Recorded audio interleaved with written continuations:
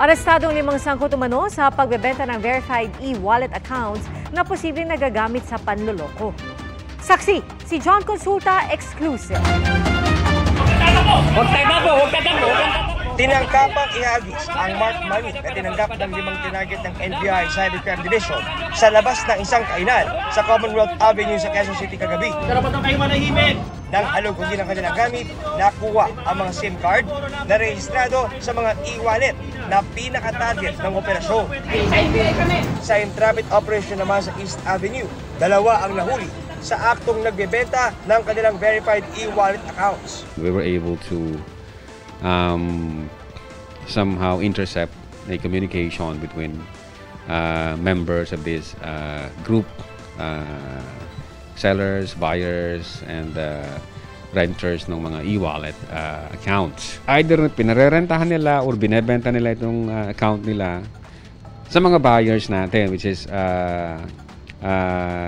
can use this account for any online activity like scam activity, investment scam activity. Ayon sa NBI, ang modus na ito ang ginagamit ng mga sindikato at scammers para maiwasang mahuli ng mga otoridad. Pag ang nahuli namin yung mismo yung naka-record, definitely he or she could deny just because hindi naman niya hawak yung device o yung account niya. Pwede niyang sabihin na nahack yung account ko. Kung mahuhuli naman natin yung mismo yung nag-execute ng cybercrime, mismo ito yung buyer kanina, diba na sinasabi ko, then there is also the danger of misattribution. Kasi ang record natin, sasabihin, ang pangalan niya is ABC. Pero yung may hawak ng account na yan, si DEF. Kanya-kanya ng paliwanag ang mga suspect kung bakit nila ibinibenta ang kanilang e-wallets.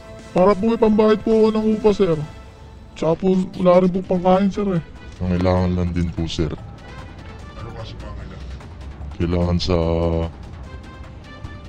pang-budget sa trabaho, sir. Pinapalayas na po kasi kami sa bahay namin, sir. Tsaka wala rin po akong trabaho ngayon, sir.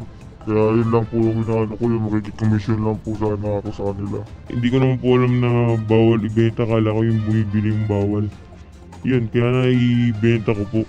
Sa harap ng mga lumalabas mga bagong mukha ng modus sa cybercrime, may panukalang NBI para epektibong masawata ito. Meron tayong pending yung Senate bill about mule accounts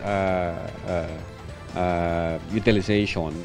Hopefully sana mapasa na to. Kung meron sana tayong batas specifically para doon sa mga mule accounts, yung proliferation ng mule accounts, magiging effective yung ating law enforcement activity. Naharap sa reklamang paglabag sa RA 8484 o Access Device Act at SIM Card Registration Act ang 7 na arestong suspect. Para sa GMA Integrated News, John Consulta ang inyong saksi. Mga kapuso, sama-sama tayong maging saksi. Mag-subscribe sa GMA Integrated News sa YouTube at para sa mga kapuso abroad, samahan niyo kami sa GMA Pinoy TV at sa www.gmanews.tv.